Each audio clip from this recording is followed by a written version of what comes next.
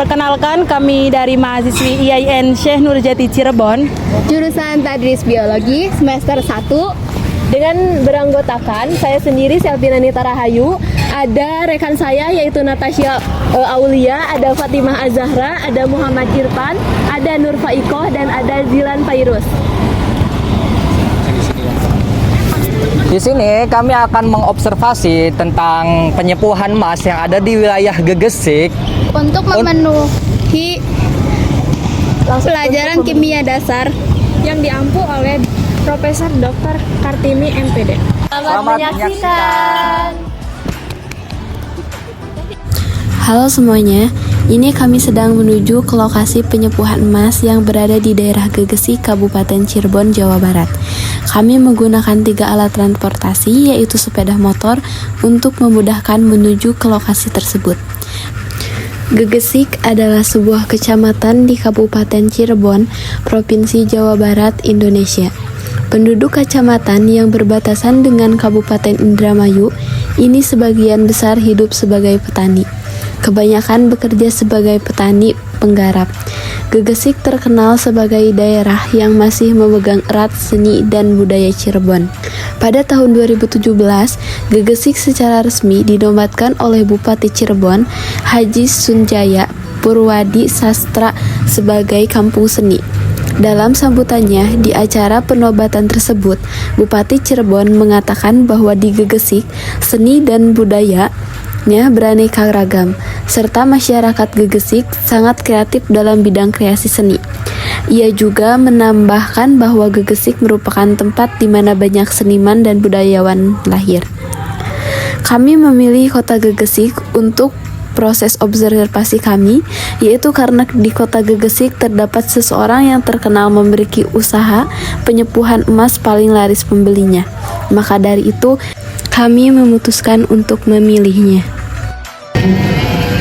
Jadi kita udah sampai ke tempat penyepuhan emas.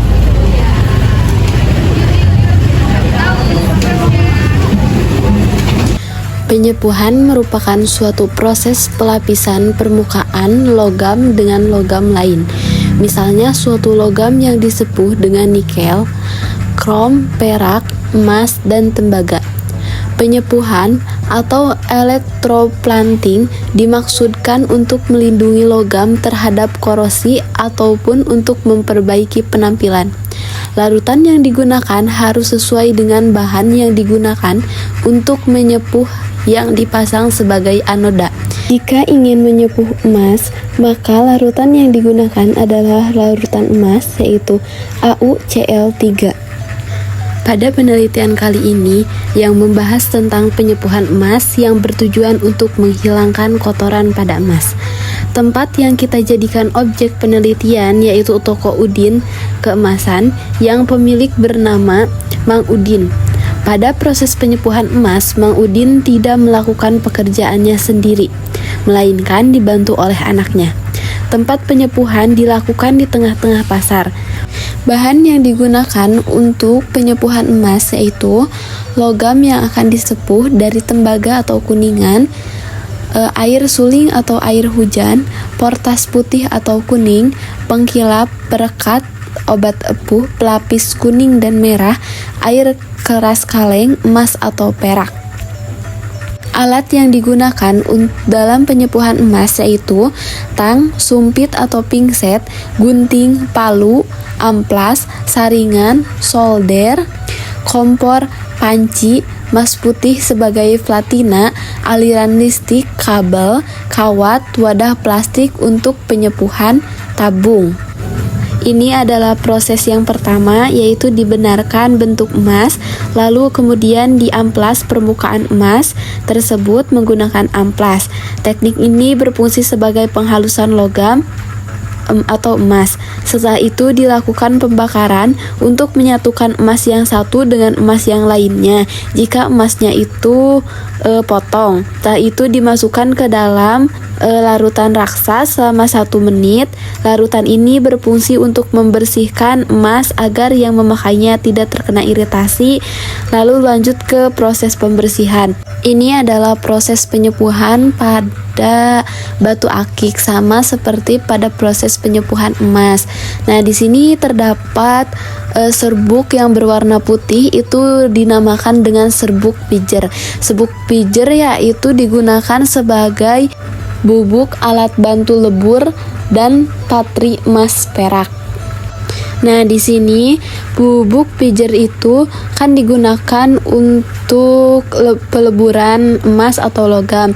Nah, ditambahkan ke dalam batu akik lalu dipanaskan. Nah, di bawah ini adalah alat untuk menghasilkan api.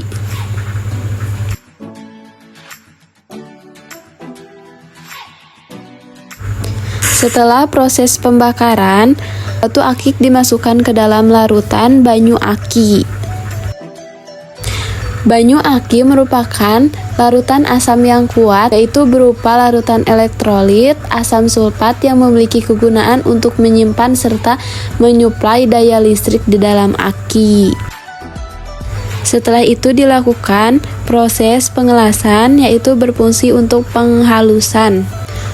Emas digosok menggunakan sikat dan sabun cuci piring sampai kotoran pada emas hilang, lalu bilas menggunakan air bersih. Kemudian emas dimasukkan ke dalam larutan besi 24 pertayuan yang dialiri arus listrik selama 5-10 menit, yang berfungsi sebagai pengkilat emas supaya warnanya seperti semula.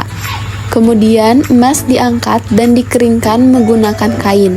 Arus listrik yang digunakan pada penyepuhan emas merupakan proses elektrolisis, yaitu ion yang bertemu dengan elektron dari arus listrik. Logam di dalamnya sebagai anoda emas yang akan disepuh sebagai katoda. Setelah itu ion logam bergerak dari anoda menuju katoda.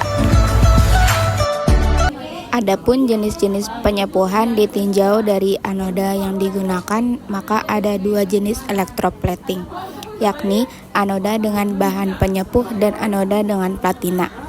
Yang pertama, anoda dengan bahan penyepuh. Antara lempeng perak dan cincin diberi beda potensial dengan cara dihubungkan dengan baterai. Lempeng perak dihubungkan pada kutub positif baterai, sedangkan cincin dihubungkan dengan kutub negatif baterai. Demikian, maka potensial perak lebih tinggi daripada potensial cincin. Yang kedua, yaitu anoda dari platina. Metode electroplating dapat digunakan dengan menggunakan 2 buah elektroda, yaitu anoda dan katoda, larutan elektrolit dan sumber arus. Sebagai anoda digunakan platina karena bersifat inner, sedangkan katodanya merupakan substrat yang dipakai untuk membuat lapisan tipis. Prinsip dasar pembuatan lapisan tipis adalah menempatkan ion-ion positif bahan pelapis ditambah dengan elektron yang berasal dari larutan elektrolit logam yang dilapisi. Hasil pelapisan dengan metode elektrodeposisi dipengaruhi oleh beberapa faktor, diantaranya arus, pengadukan kandungan larutan elektrolit, tegangan, pH larutan elektrolit, waktu pelapisan, dan suhu larutan. Susunan atom yang menempel pada substrat dipengaruhi oleh sifat-sifat alami substrat dan temperatur selama proses deposisi.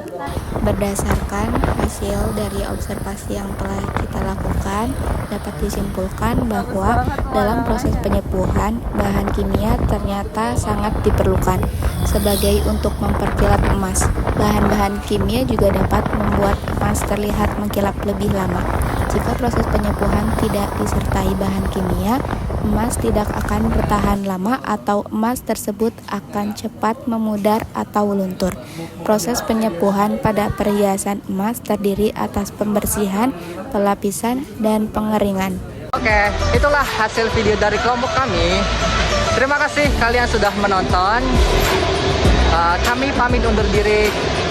Assalamualaikum warahmatullahi wabarakatuh. Dadah.